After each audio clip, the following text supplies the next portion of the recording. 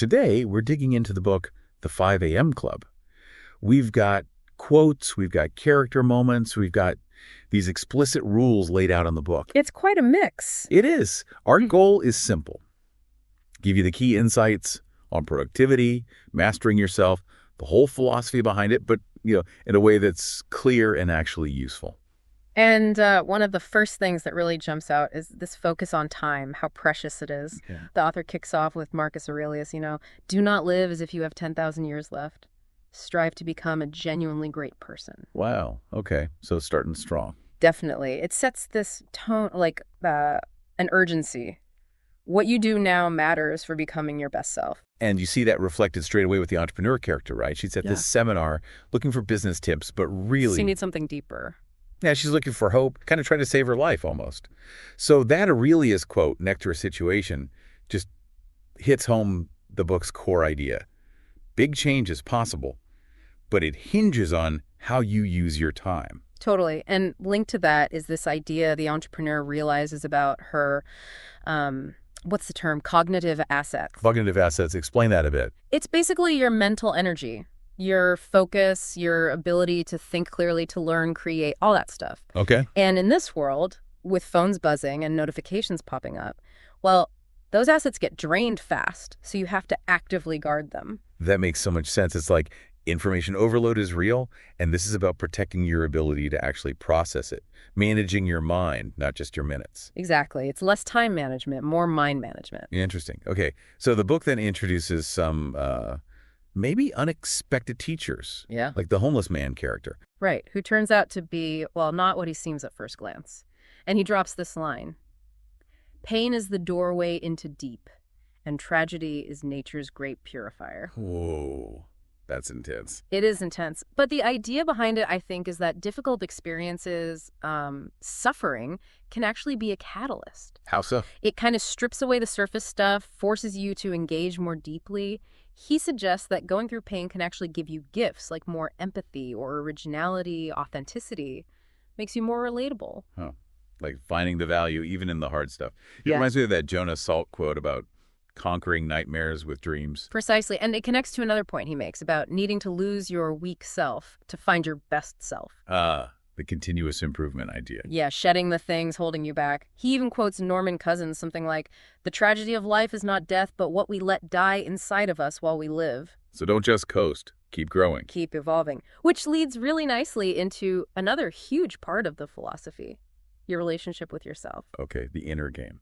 Totally. The teaching is basically fix your relationship with yourself first, and then your external world relationships, work, money, impact starts to transform.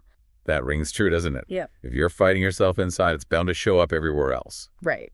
And the book points out how some people just chase distractions, entertainment, noise to avoid facing themselves, Try to escape the internal chatter. Yeah. Versus the value of quiet, of solitude, for gaining wisdom. It even mentions too much TV potentially dulling imagination and hitting your wallet. It's prioritizing that inner work then, not just chasing external stuff. Exactly. The foundation has to be solid inside first. Okay, so if the inner foundation is strong, how does that show up on the outside? The book talks about excellence, right? It does. There's this quote from the Spellbinder character. I wanted to be sure, very sure, that every word of it was the very best I had to offer. That says a lot. It's about intention, isn't it? A commitment to quality. Absolutely. It's holding yourself to that high standard, not like crippling perfectionism, but a real desire to give your absolute best, turning work into a craft. I like that. Okay, so beyond just personal striving, what about how we interact with the world? Well, it outlines these principles for a meaningful life. Things like respect, compassion for everyone, lifting others up, helping them see their own good stuff, practicing virtues. Kind of getting back to basics in a way. Yeah, reconnecting with that unspoiled part of yourself before fear and distrust maybe took hold. It frames it as being the hero of your life, a creative achiever. So it's not just about personal success, it's about integrating that with being a good human, contributing positively. Exactly. They need to go hand in hand. The book uses a striking image for a mindset shift, doesn't it? Something about a tattoo. Oh, yeah. Victims love entertainment. Victors adore education. Oof. Pretty direct. Very direct. It forces you to think, where does my free time and energy actually go? Passive consumption or active learning and growth hits right at the heart of being a learner. definitely makes you pause.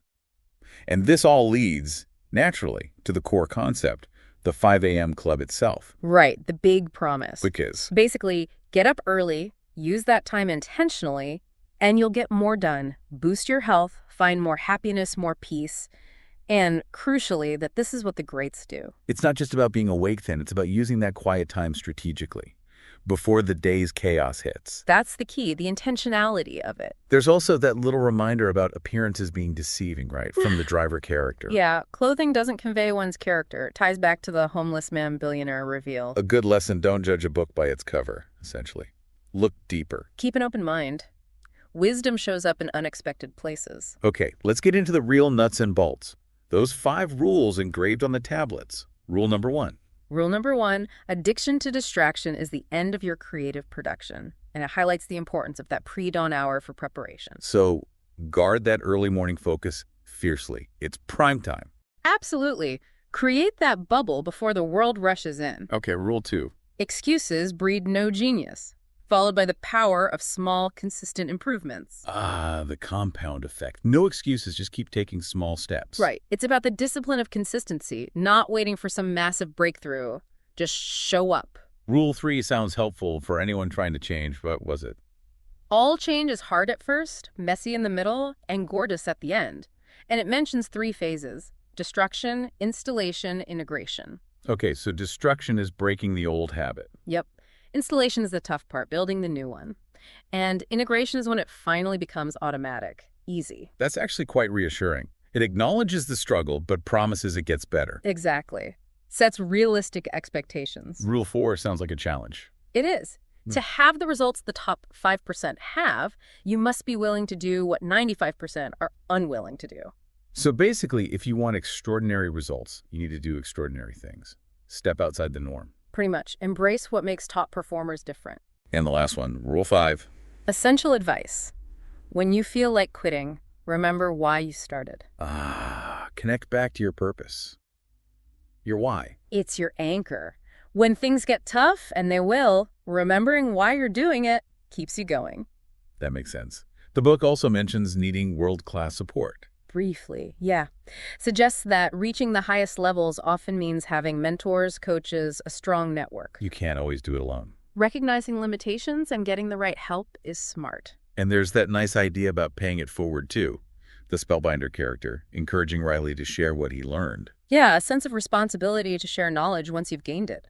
Help others on their path. We also heard about standard operating procedures for life, SOPs, like for business. Kind of. Yeah. But for your daily life, creating intentional structures, routines to support success, making things systematic. Takes the decision-making fatigue out of it, maybe.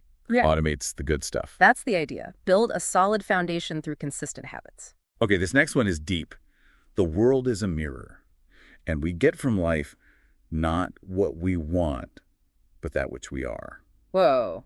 Self-fulfilling prophecy stuff. Yeah, how our deep beliefs basically create our reality. What we truly are inside reflects outward. It really puts the focus back on that inner state, doesn't it? Mindset is critical. And it contrasts that with learned victimhood. Right.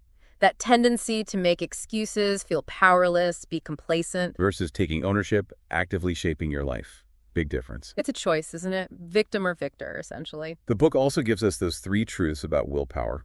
What were they again? Okay, truth 1, willpower is finite. Like a battery, it runs down. So use it wisely. Truth 2, discipline is like a muscle. The more you use it, the stronger it gets. Practice makes perfect, Mm-hmm. or at least stronger. And truth 3, willpower weakens when you're tired. So rest and recovery are not luxuries, they're essential. Got it. Manage it, build it, recharge it. Practical advice. Very. And it mentions a 4-part pattern for habit automation, too. It suggests there's a specific method. We might have to dig into that another time. Then there's the gargantuan competitive advantage. GCA. Of persistence. Sticking with something important even when it's tough. That long-term commitment really separates people, doesn't it? Hugely. Staying loyal to the goal through challenges. That's what icons do. And there's some good news about habits, right? Yeah. About the 66 days. Yeah, it suggests that after roughly 66 days of consistently waking up at 5 a.m., it shifts. It stops being a willpower battle and becomes automatic. The automaticity point. Exactly. Right. And that frees up your willpower for other things. That's encouraging. It takes effort, but it gets easier. Definitely.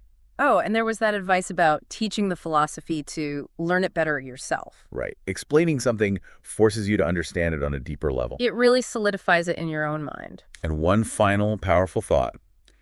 That moment when you feel like you absolutely can't go further. Yeah. That's actually the moment you can forge new strength. Yeah. Push past the perceived limit. Wow. So challenges aren't stop signs, they're growth opportunities. Exactly. It's about expanding your capacity. Okay, so wrapping this up, this deep dive into the 5 a.m. Club, it really hammers home managing time and attention, especially those early hours. Definitely.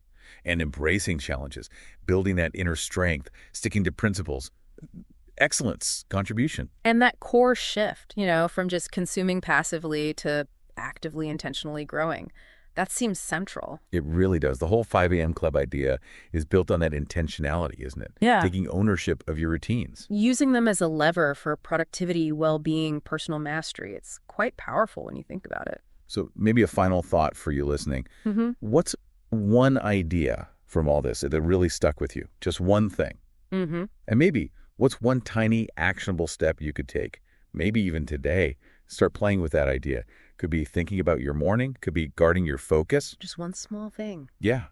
We definitely encourage you to explore these ideas further if they resonated. See what potential they hold for you. Thanks so much for joining us for this deep dive.